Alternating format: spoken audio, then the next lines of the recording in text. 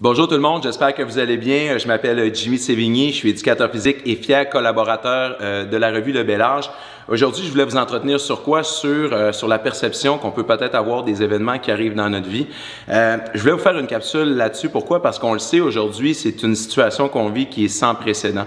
On reçoit de l'information d'un petit peu partout, à gauche, à droite, puis on pourrait souvent être porté à vouloir peser sur le bouton panique, à vouloir peser sur le bouton stress, anxiété. Puis c'est normal, hein? Moi aussi, je vous dirais que les premières heures, même les premières journées que j'ai entendu ces nouvelles-là, où est-ce qu'on mettait à quelque part la Terre sur pause, ça m'a fait quelque chose. On pense toujours à ce qu'on a comme acquis. T'sais.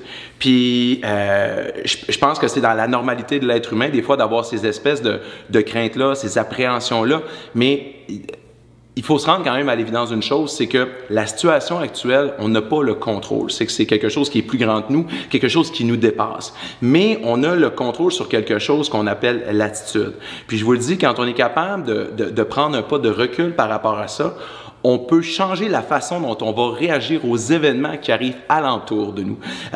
Puis je sais que c'est pas toujours facile. Puis là, il y en a peut-être qui vont se dire, en m'écoutant, qui me connaissent pas, mais oui, mais là, lui, il est jeune et tu sais, c'est quoi qu'il peut m'apprendre? Puis je veux juste vous dire que moi, comme probablement beaucoup de gens qui m'écoutent présentement, mon lot de problèmes, je l'ai eu.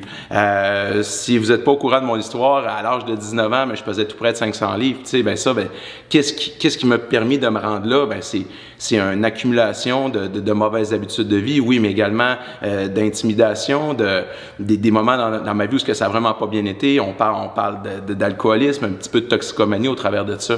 Mais même encore aujourd'hui, je vous dirais que quand il arrive des événements dramatiques, ça peut peut-être des fois me forcer à vouloir aller me cacher dans ces espèces de refuges-là. Pourquoi? Parce que les 19 premières années de ma vie, c'est ce qui me permettait de bien me sentir. Mais aujourd'hui, face à ça, je réalise que c'est pas la solution.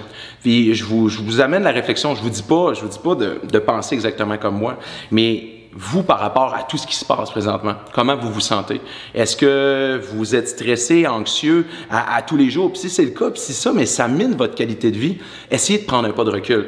Respirez, inspirez, expirez, puis dites-vous plutôt comment est-ce que je peux réagir, comment est-ce que je peux moduler mon esprit à adopter peut-être une attitude plus positive. Je sais même si c'est pas facile, mais comment est-ce que je peux moduler mon esprit pour avoir une attitude plus positive par rapport à tout ce qui arrive dans ma vie.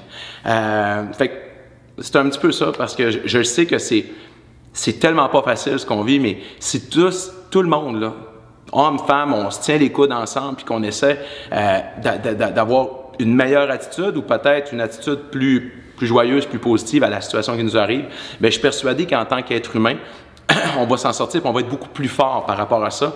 Puis lorsqu'on va reparler du COVID-19, on va dire, te rappelles-tu? Oui, mais on est passé au travers.